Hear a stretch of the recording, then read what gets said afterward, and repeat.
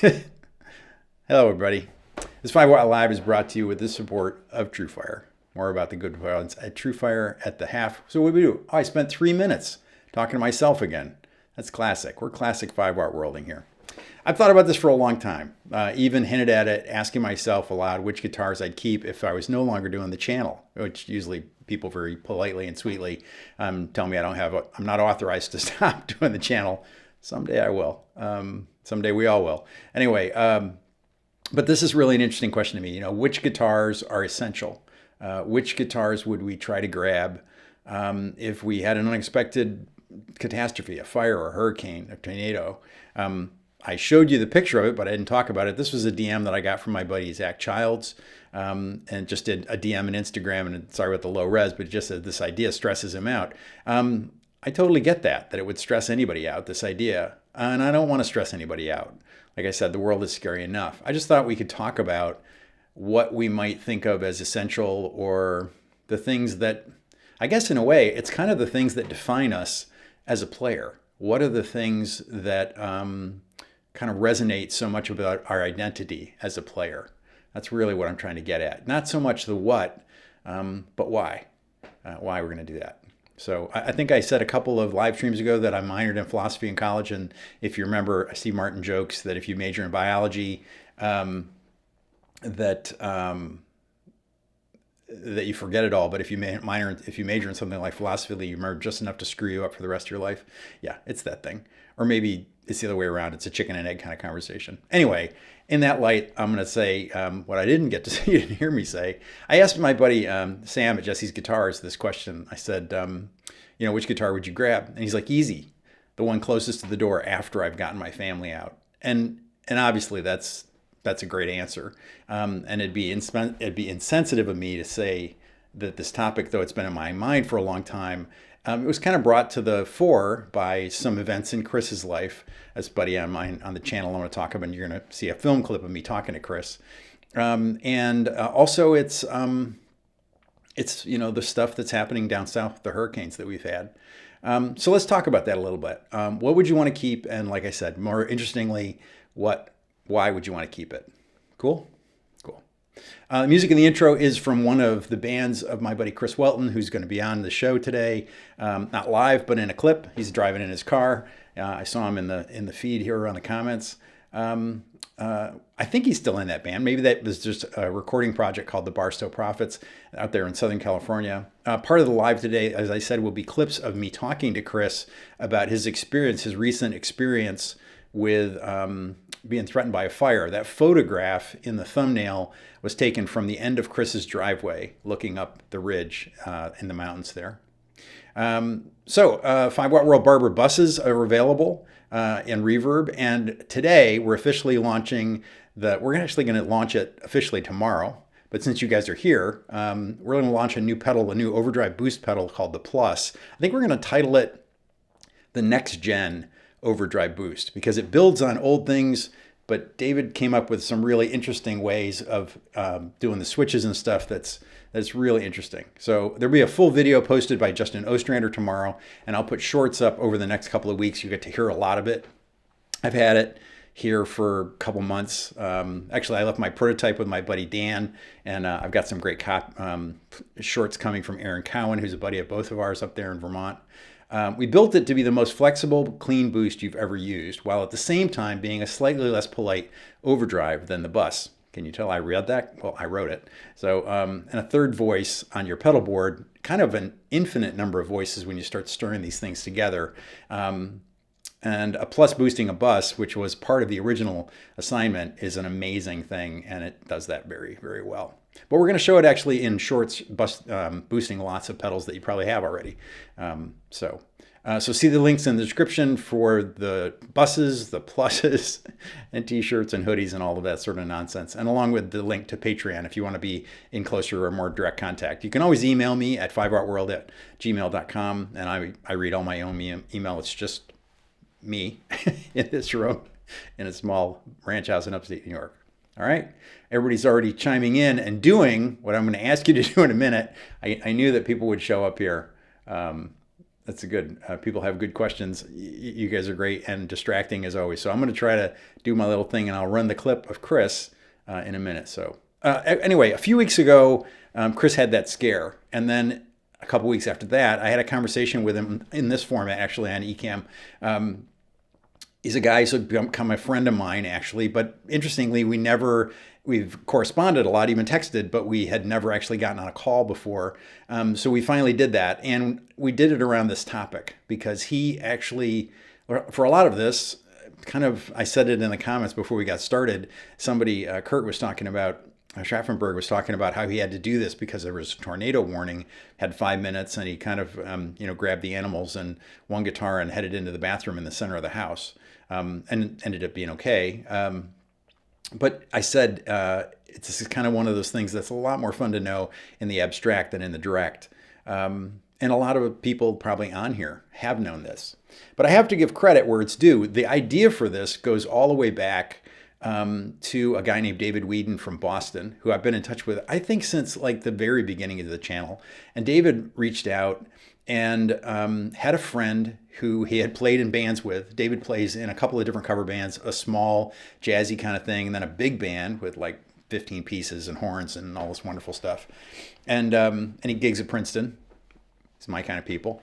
Anyway, for lots of reasons. Anyway, David said I should actually do a video about what you would buy if you lost it all, because a friend of his had a house fire and lost it all. And it wasn't like he had to get out at the last second. My memory of it is that this happened when he was at work.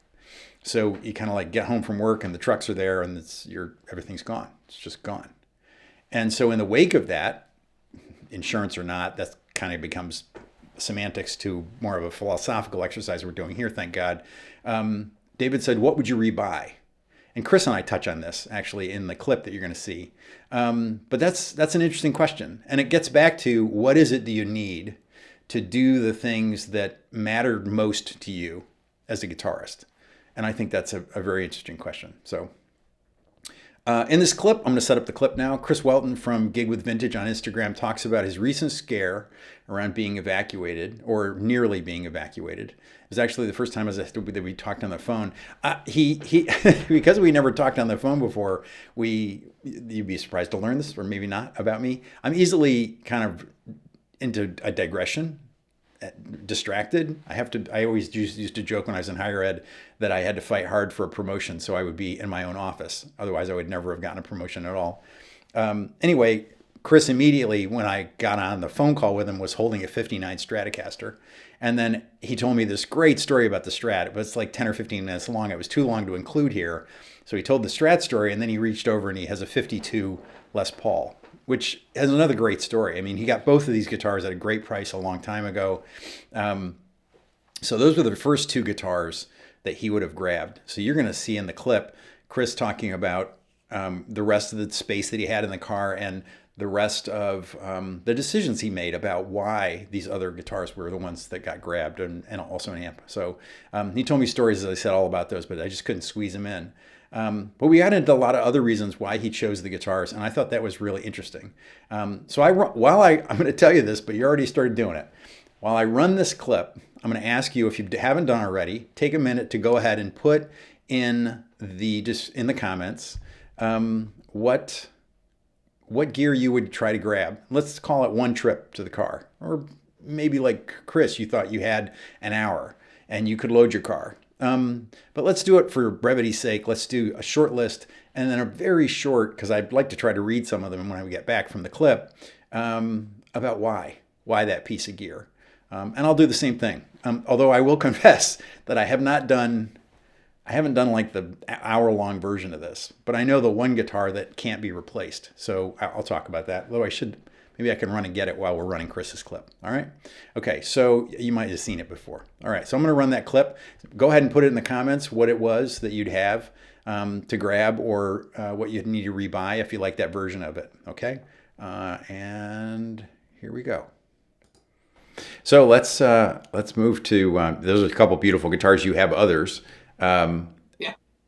What was it now? Is it now 2 weeks ago on a Monday, or just last Monday? It's about 9 days ago. Yeah. Okay. Right. Yeah. Yeah. And you So sent me I great was, pictures. I've got pictures. I'll be able to throw those up on screen when we talk about this. But walk me through the day or the week that led up to that picture with the sure. sky all full of flames. Yeah. So I live here in Southern California. I live in a beautiful area in South Corona. And our home is right up against the Cleveland National Forest. Um, great area. And that's in Riverside County. Hmm. So I was coming home from work on Monday, um, around 6:30, and I was listening to probably the local NPR station or whatever it was, and they said a fire had broken out in Orange County early in the afternoon. I didn't think too much of it. Um, but then when I drove up to the house and I looked up onto the slope, up onto the ridge, that's when I first saw the first white giant plume of smoke, and I realized that the fire they were talking about had started on the other side of the Cleveland National Forest in Orange County, but it was burning east and it was burning fast. Um, so the winds, unfortunately, were blowing directly west to east, and that was driving the fire towards us. And within 2 hours, it became a pretty serious situation. By 8 o'clock, we were under evacuation warning, and that is one step away from evacuation order when the sheriffs show up and they go to door and they tell you it's time to leave. Hmm. So the smoke got really big, and when it starts to get orange, you're getting close. So Melissa and I had a game plan. We said if we see a flame up on the ridge, if it crests the ridge, it'll be about 1 mile away from us. And we're walking out the door, so let's pack it up now. And it was time to make some decisions. Yeah. And by sheer chance, I did not have the band truck here at the house. Huh. I have a 1999 GMC pickup truck that we move all the band equipment in for gigs. Hmm. But it's at a different property about an hour and a half away. So all I had was my business car. Just this four-door Lexus. And so I was going to have to make some decisions about what I was taking and what I was leaving. Yeah. Is this something you'd thought of before? I mean, it's sort of the hypothetical desert island question people ask all the time, but it's very different when it's real. Yeah, and it became real very quickly because, we packed the cars and we made some choices.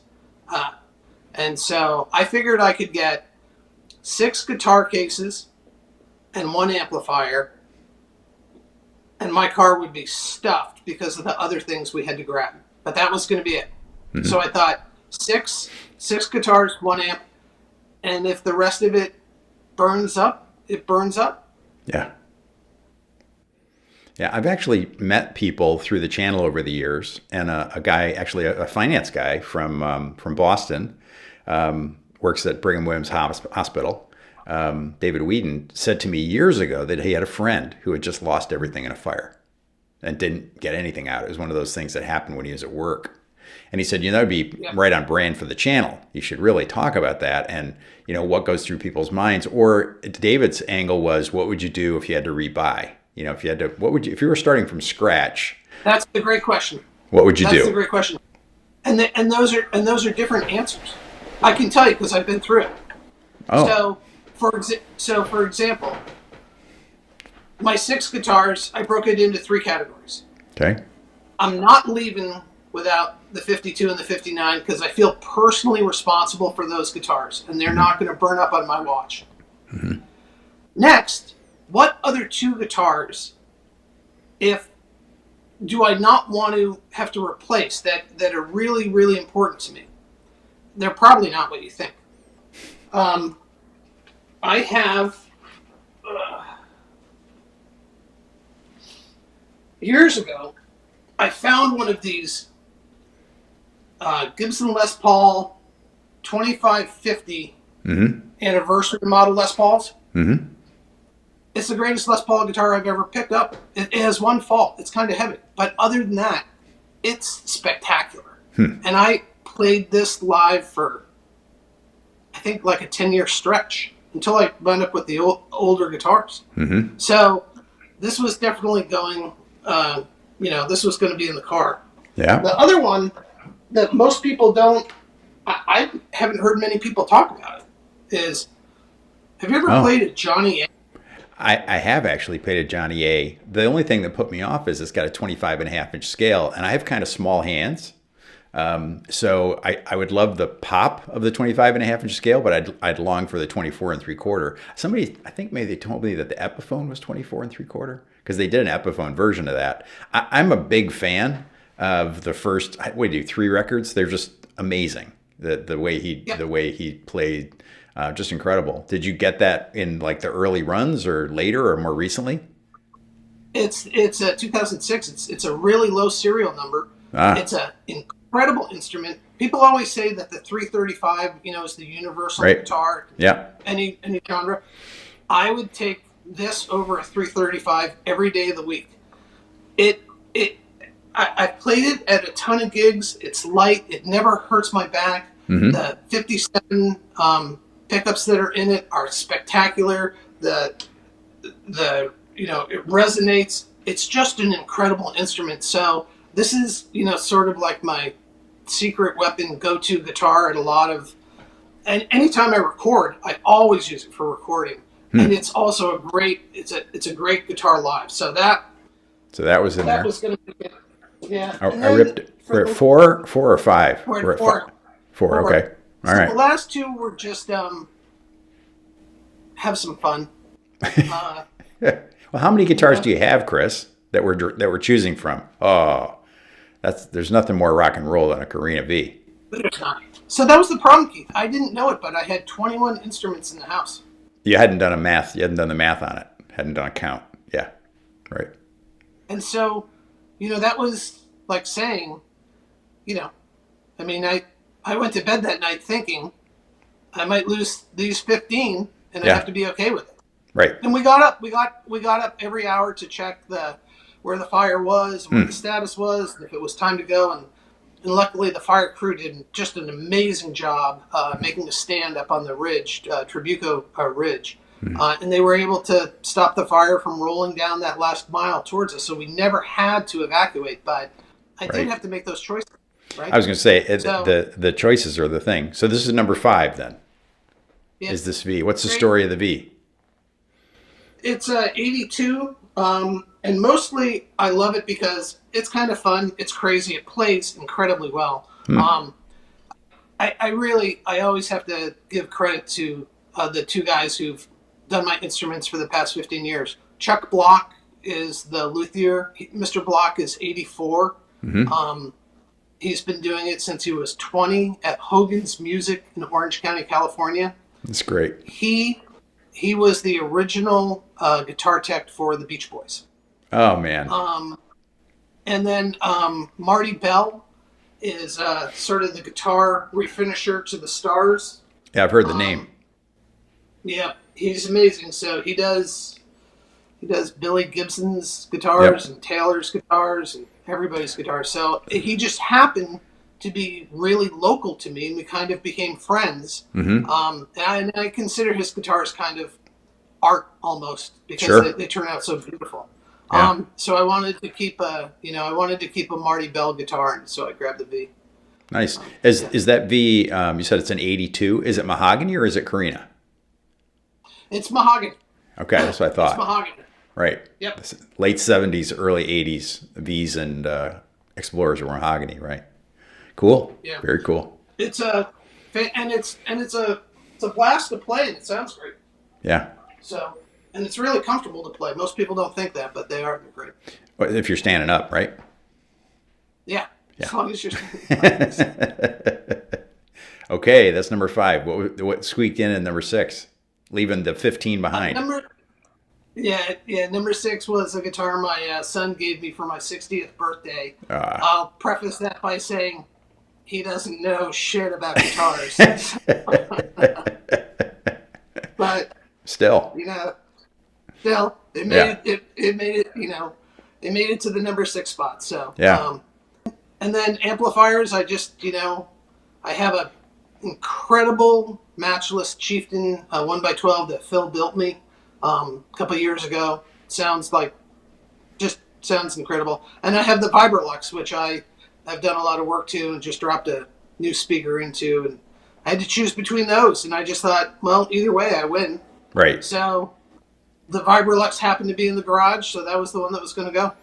Yeah, that's great. It is. And that was one of the things that Barber said in one of the interviews I just saw that you had with him. You were asking about his guitars, and he was mentioning that when he gets a guitar, he usually makes a modification which is more suited to his playing style, and it sort of helps develop his connection to the instrument. I definitely modify things slightly to both my visual that I want to see in the instrument or the amp, and definitely my acoustic to make sure it plays and sounds like I think it should play in my head. I cut Chris off right there because I wanted to key off of something he's talking about. I was reading, I think I mentioned this because I'm kind of fascinated with the idea. I didn't love the book, but I read a book by a guy who was a writer for the New Yorker who spent 5 years living in Paris in the early 90s this was. And he just kind of, I gave him a setting. I'm going to do a video about this at some point, how travel kind of pushes, for some people, pushes your reset button and makes you see the world. A good friend of mine who's a writer said the trick to being a writer isn't writing it down. The trick is actually seeing the things to write down. So I think being in another country often will push a reset button for some people. Anyway, this guy said that he realized as he moved himself and his family and his then infant son, they moved him to Paris, and his son was going to spend his first 5 years in Paris, etc. And he said as they moved all his stuff, he had to kind of make decisions about what was just stuff and what were his things. And Chris is talking about that at the end of that clip. How do things go from being just stuff in your life to being something that you're connected to? And I think guitars, anything that I think that has a lot to do with your identity, that feels like it's part of who you are, is going to be that stuff that's stuff. It's kind of hard to talk about this without bouncing the words around. The things that become part of who you are, or things that are emblematic, symbolic of kind of who you are. I laughed when Chris got out that V, because I think of Chris as sort of a Les Paul guy, but he does gig all the time, and he's got different kinds of bands, and so it makes a lot of sense that he'd have these sort of different facets to his personality, and I think different guitars do that for people. I have electric guitars, but I haven't gigged on an electric guitar. I sat in with my old band in 2019, right before everything shut down. But I haven't stood in front of people with an electric guitar, wearing an electric guitar since then. And before that, it was like 2002. The acoustic guitar is where I spend most of my time. And that's mostly because I have a situation where I get to play with the people you've heard me talk about here before. So we'll come back around. I'll come back around at the end to what I would probably hold on to. But I think this is a really fascinating thing. What is it for you that makes a guitar more yours? The guitars that are in here, actually, one is stock, and one has been modded quite a bit.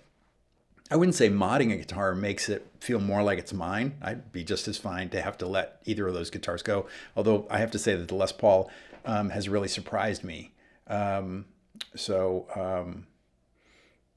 Anyway, so I've got the second little clip, but let me run my TrueFire ad before we do that, because we're already at the half hour, and then we're going to do some of these stories. You guys have amazing stuff in here, and it shows how busy I've been lately. I put this topic up, not realizing and not really thinking to the breadth of it. Todd Flowers is on here. Todd, I noticed in the comments when the clip was running that he said he actually had been through this and lost everything. It's inevitable that we would have folks that are on here that would have lost everything or gone through the reality of this. So my heart goes out to all of those folks because they know this answer in a very more concrete way. All right, I'm gonna run the TrueFire ad, and then we'll come back and talk about things and stuff and do some of the quotes here. I reached out to TrueFire to be my sponsor because I'd used them for years. I'm currently having fun going through Adam Levy's Pocket Rhythm course. With over 2 million users worldwide, whether you're a beginner, intermediate, or advanced level player, TrueFire has lessons to enhance and inspire your playing. Get 35% off courses using the promo code 5watt35, or like I do, sign up for the All Access Pass to use the entire TrueFire catalog. I really like TrueFire, and I think if you give them a shot, you'll like them too. Sign up using the link in the description to support 5 Watt World and get some great lessons at the same time. I'd like to thank TrueFire for their support in making this video. You know, I'm laughing at myself. I was reaching in to get the controls. I was laughing at myself because this is the original TrueFire 5 Watt World shirt. I have another one that I'm trying to replace it with, but it cracks me up when I see the fact that I've done this wardrobe thing since the beginning of the channel. Yeah, I think this is a fascinating idea. This idea of what is it that makes things less things and more takes your stuff and turns it into your things. So let me look at some of these answers here, because I think these are some really interesting things. So I noticed a lot of people put what guitars they would do, and actually other folks like Prince Westerberg actually put that he's going to end up moving and he's going to have to wrestle with sort of what goes and what doesn't go. I think that's critical. That's a real moment.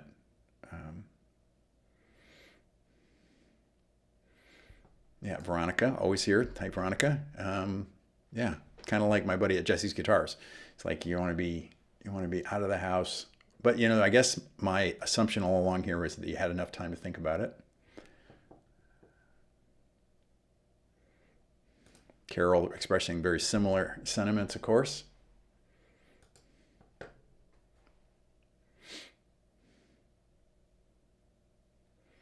lot of people giving nice comments to Todd, commiserating with that experience.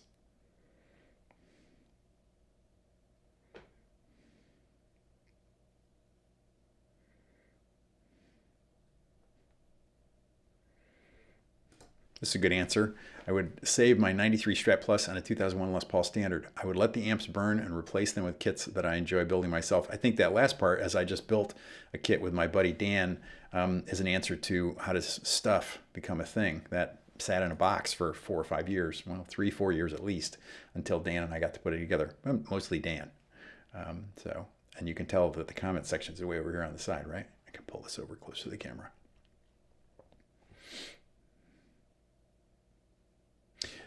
So this is interesting. I've moved a number of times, and I have a small car. I have a two-seater. I have a 2-door, but the back seats fold down. And I was amazed that when I moved from Vermont to upstate New York, all the guitars went in. I'm not sure they would right now. I have a number of guitars that are here, as I often say, you know, just for the channel, and actually bought a guitar for a video today. But that's another story. All right, Blue is here, and I knew this story about Blue, actually, that he had lost all his gear at one point. Blue has some very good friends and has some very nice gear now because he's a good guy. People have given him nice stuff.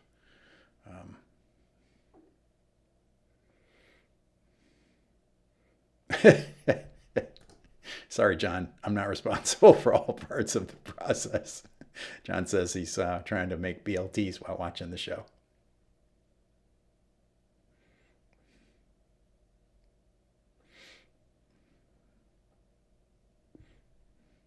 My buddy Keith Dooley says, Ibanez is Blazer, my first real guitar, and for a long time my only guitar. It is where it all has started. It feels like home in my hands. Amp, lunchbox, tube screen, real lunchbox. I think it's cool when people have their first guitar. And my Hondo Les Paul copy was gone pretty soon after it arrived, actually. The first real electric guitar.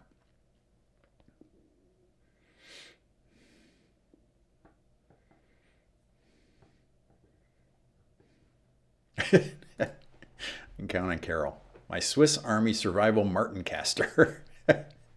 water filter, fire starter, sat, phone, and it jams. There you go.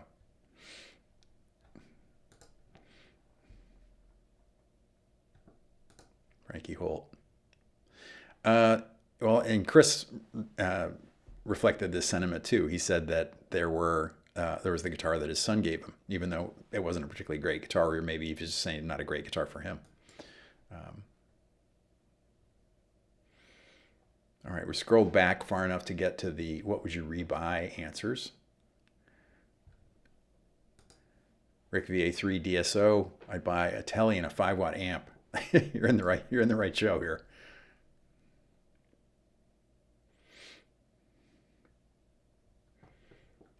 Wow, Leland. Leland's got some nice stuff. I'd go with the stuff I can't replace. Can't replace is always one. Actually, it's kind of the only criteria I'm going to have here. A 1921 mandolin, a 1932 National, a 68 Trini Lopez, and a 69 ES335. That's more than I can carry. More, but I can only carry so much. There you go.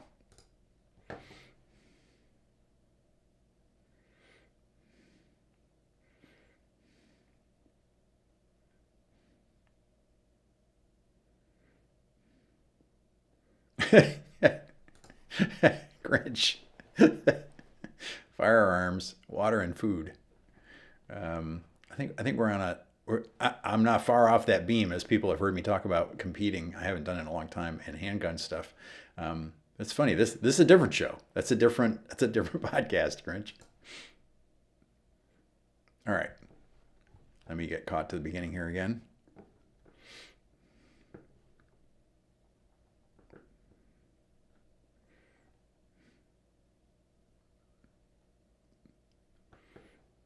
My buddy Will says it would have to be my Kubicki X Factor. Wow, I didn't know Will had a Kubicki. I've had that bass since I was a young man, and we're growing old together. You're younger than me, Will. Thousands and thousands of playing hours through the good and recently bad company, bad times. There we go.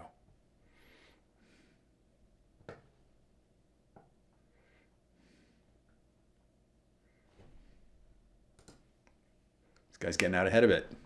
I'm selling most of my stuff. I actually just talked to a good buddy of mine here in town who went to a guitar workshop for a weekend and had a long conversation with a couple of famous players. One of those guys, Guthrie Trapp. Guthrie's always been sort of a few guitars kind of guy. And it's really interesting that is a thing that Guthrie has always been that way. I don't think it's just economics. I think he likes to get to know the instruments well. This friend of mine came home has a really nice guitar collection, but kind of paring it down to the basics again.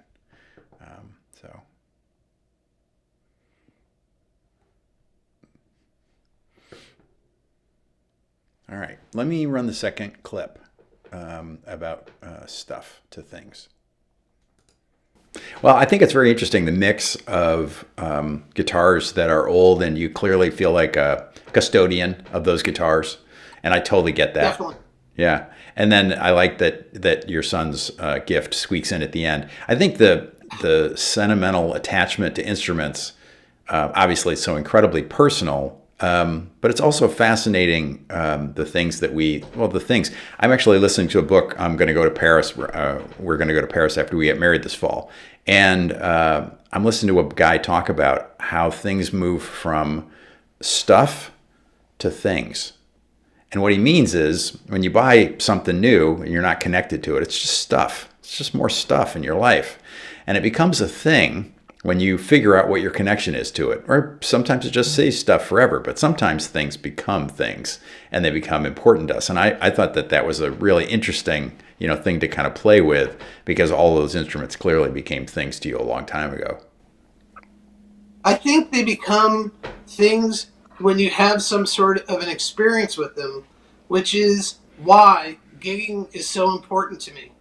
Because I don't think you develop a connection with a guitar if you're sitting on the edge of your bed practicing, Mixolydian scales, but nobody ever hears it.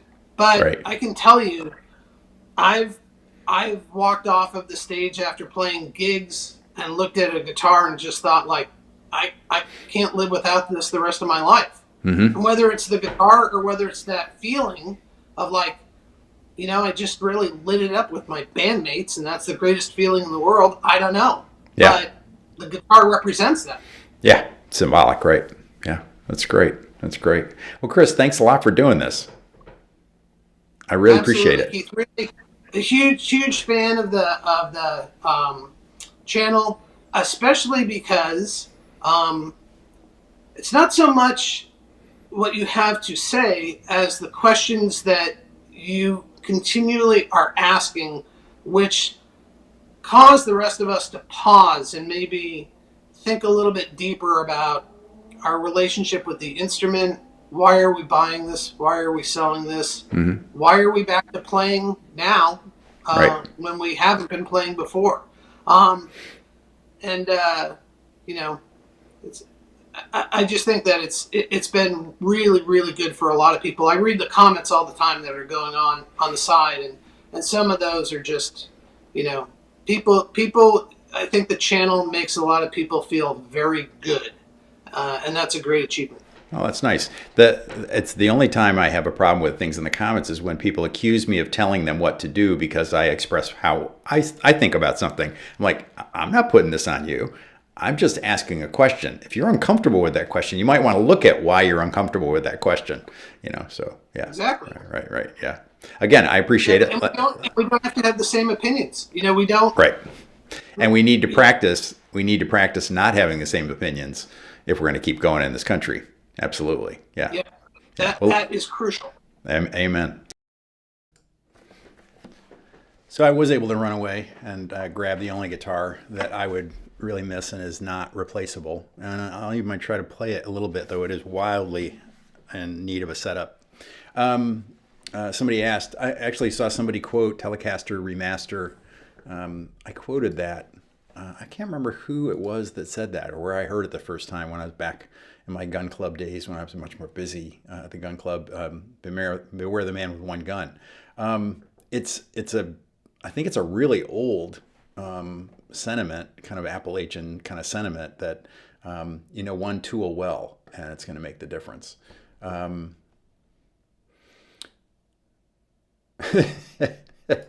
don't know what's my fault, but I'm with you, Mark. So somebody put it in the comments earlier. I did see this one coming. They asked what one guitar would I not, and I've had this out before on here. This is my Circle Strings. It was a custom-made guitar. I had it built. It was finished in 2015. It took 2 years to order it and have it built. It is probably the only guitar that I would say couldn't really be replaced. And it's the only guitar that I think of kind of where's it going to go when I'm gone. This is it's kind of an OM shape, but it's kind of elongated OM. It is I'll just run the specs because it's kind of a guitar porn thing to do. This is black walnut that was cut on the farm where I grew up and then sat in the barn for 25 or 30 years. I think it was cut. I asked my brother about it. He always had great memory for this kind of thing in 76 or 77. I would have been a junior, sophomore or junior in high school. The strip, the pieces weren't wide enough to do the whole back.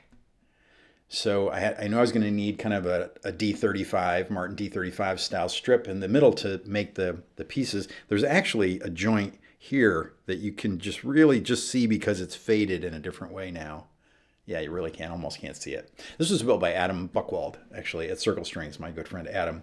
And it's guitar number 53. It's from very early in his shop days. And his shop used to be right down the street from my office. And he literally would call me and say, can you come by? Because he's a great guitar player, but he wanted to hear the guitars, get in front of them and hear how they were turning out. And I'd play them before they had the finish on and stuff. Anyway, the stripe of maple on the back was from Jeff Parsons, who is a good friend of mine, who actually is a wood worker. He jokes that he can't afford the furniture he builds. And he also sells fancy maple. As you can see, this is some very fancy maple. He sells fancy maple to the guys at Warmouth and for Fancy Necks, Birdseye, and Curly Maple. The binding is also Curly Maple from that same tree that's from Vermont. And I spent 15 years in Vermont, so that's a big part of that. The top, I grew up This is like this guitar. I grew up going to the Adirondacks. The first time I went to the Adirondacks, I was either 3 or 4. I was actually just talking to my 87-year-old mom about that. The rosette is another piece of burl from that same mahogany tree, as is the headstock, is a piece of butterflied burl. And then that's Adam's logo for circle strings. I'll get out of the way and you can see it. There you go. I think you probably could almost see the label if I get right in here. And what you can't see is if you looked on the head block, it says, for my good friend Keith Williams, for my good friend Keith. Yep, and the date, July of 2015. It does need a setup, and it was way out of tune when I grabbed it downstairs. But it's one of those guitars that has sort of natural reverb.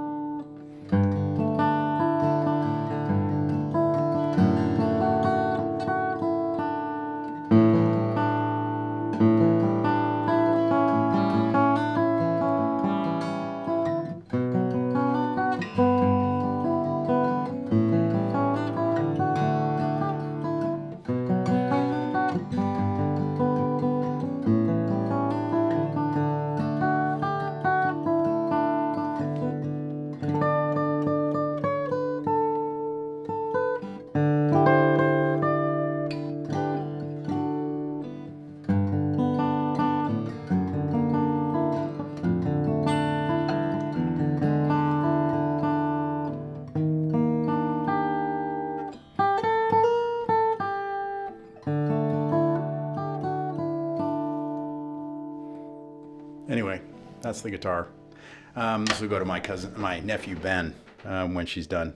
When I'm done, the guitar will still be here. Anyway, that's the only one.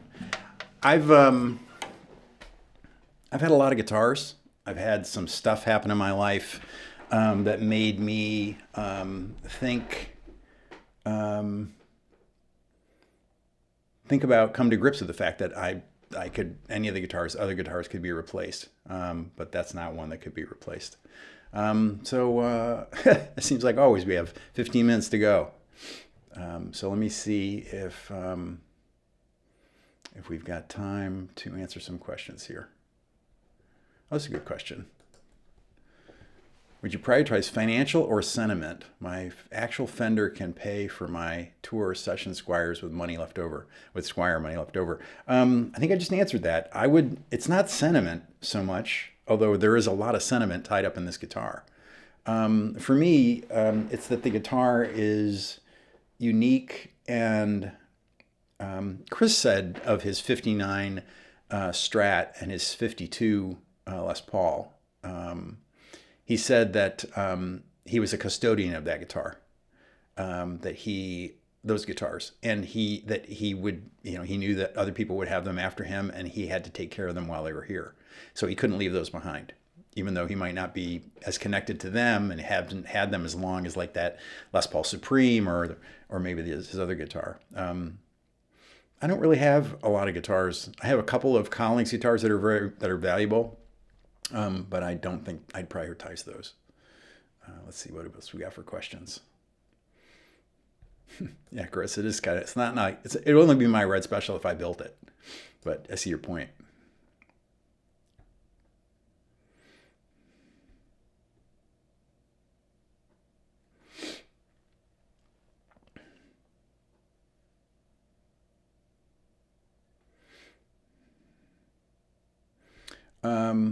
Yeah, Aaron knows Adam probably. Aaron's up there in Vermont. The guitar is a little deeper than an OM, and I probably can't show it to you on camera, but if you look at the cross section, it's deeper in the lower bout. It's deeper in the lower bout than it is in the upper bout. So that helps boost the bass. It's an amazing guitar, as OMs are.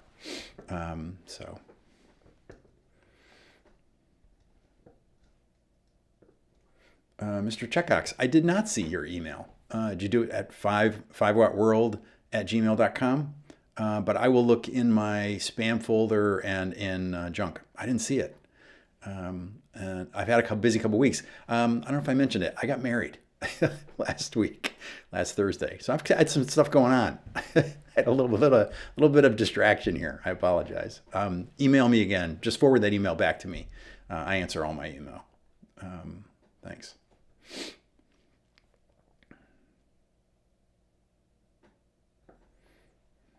Oh, that's a beautiful thing. Scott's a poet. Scott says, when I play guitars that I think are special, I find I stop playing just to think about what I've just heard. I would admit that I'm so shallow that I'll walk by guitars and think, oh my God, that's a beautiful guitar. And as much as I'm probably not real attached to them, yeah, I think guitars are beautiful things. So. Um,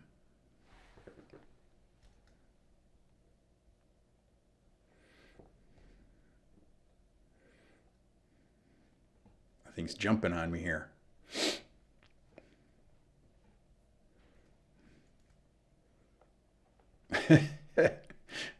Christian's a very practical guy.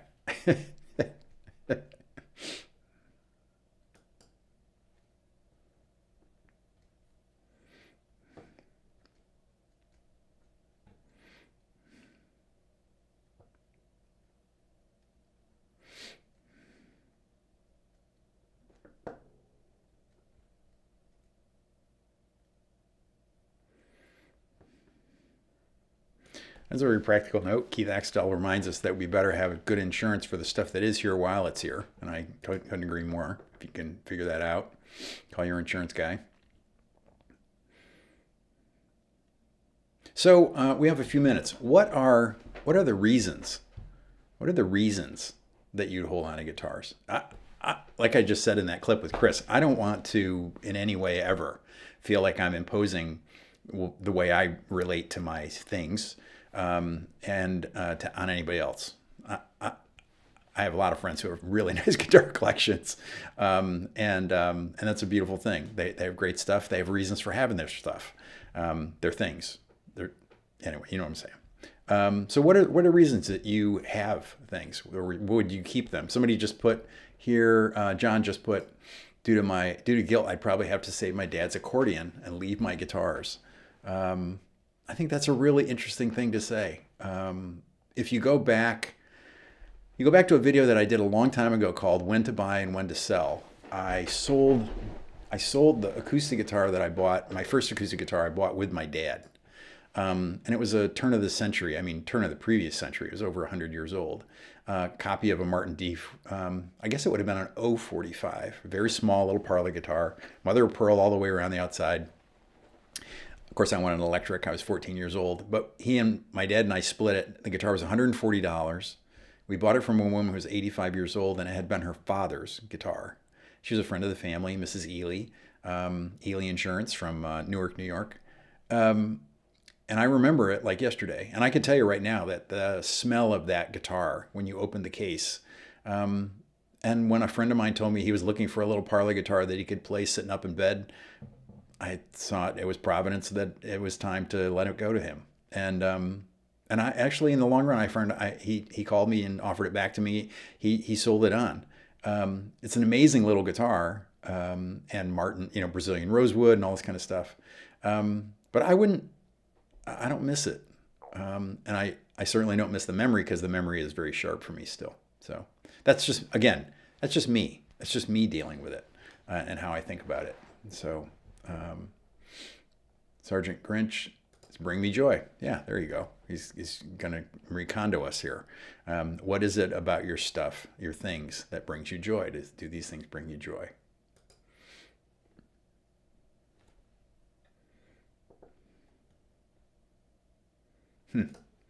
My most special guitars speak to me over a period of time, probably longer than 10 years. That's interesting. I don't have any guitars here. This one's coming up on 10 years. That might be the guitar I've owned the longest now, because I kind of purged everything at one point. So.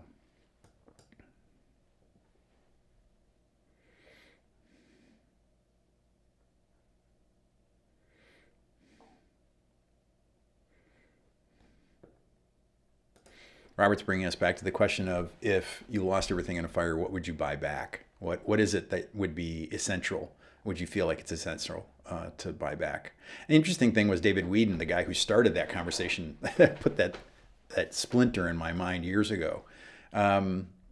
David actually was going through a period of time of purging and kind of rebuying based around his gigs. I can't say that this is anything particularly novel on my part. This is really coming from you guys, and David in particular has really kind of wrestled with this and done a really interesting job. He ended up buying another Les Paul. And he bought an ES390. He played a lot of guitars, but he took them out and played them on the gigs. Like my friend John Cordy. If you don't watch John's channel, John's cranking through him gear all the time, but at the same time, he's always taking them out on gigs to see how they work.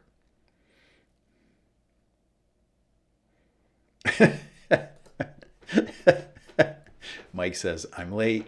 What would I take with me? Any guitar and one of my twin daughters. That's terrible. Michael, you should be ashamed of yourself. That's pretty funny. I had to close the cat that now lives here out on the porch so he wouldn't be crying under our feet the whole time. Jesse's guitar. Jesse, I already quoted you, man. You missed it. You have to go back and watch it.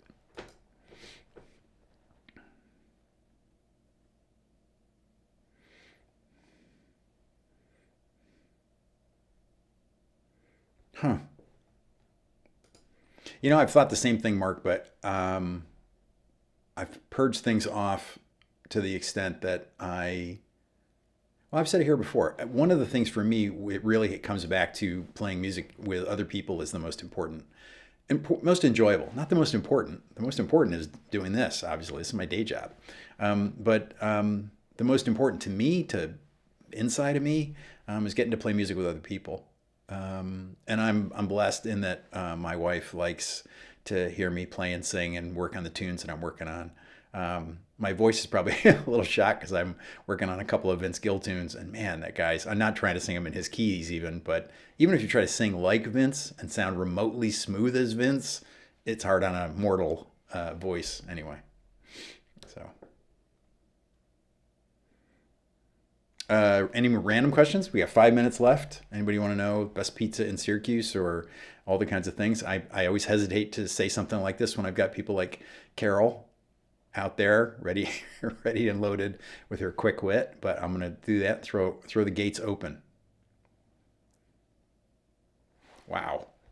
Christian Hunter says he saw both Rory Gallagher and Gary Moore on the same night. When did you see them, Christian? This is one of those, how old are we?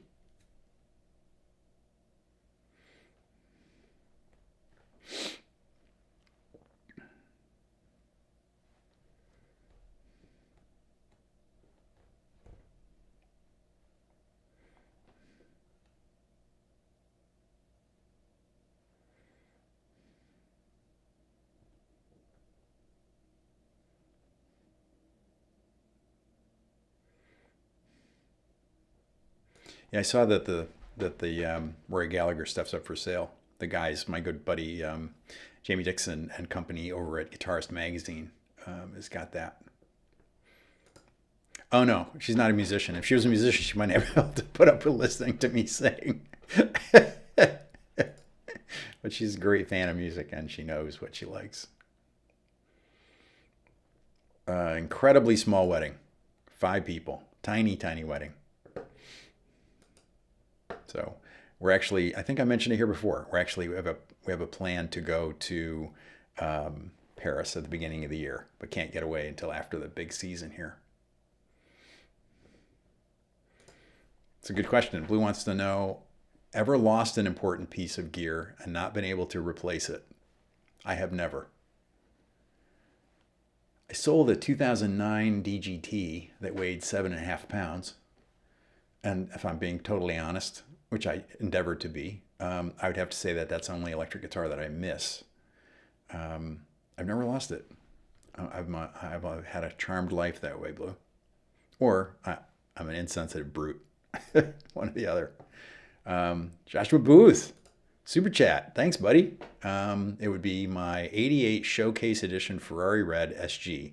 A Ferrari Red SG. I love it. And my 65 Hummingbird. Wow. 65 Hummingbird. I wonder what the neck width was like in 65. That would have been the beginning of the sharper shoulders, right?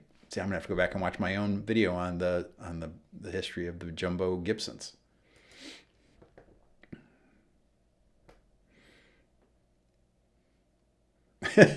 Christian told us he saw the band at the New Haven Coliseum, but I didn't see the year. Oh, early 80s, he says. Early 80s. There we go. Giving it away. Thanks, man. Wow. Kevin Jameson, my old parts caster with a 51 telly neck. It's been my constant musical companion for 25 years. A 51 neck. Wow.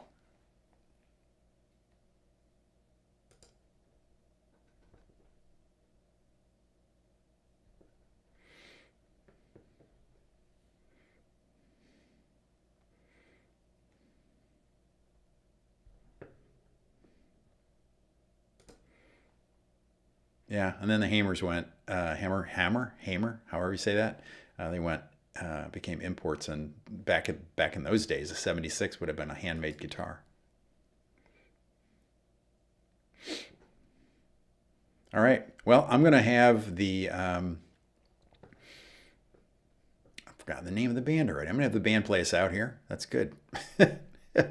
It's been a bit of an hour here. I appreciate it. I appreciate everybody. Thank you all for being here. Remember to go and use the links in the description to reach out to TrueFire to be my sponsor. Like I said, if you go use the link in the description, get some great lessons.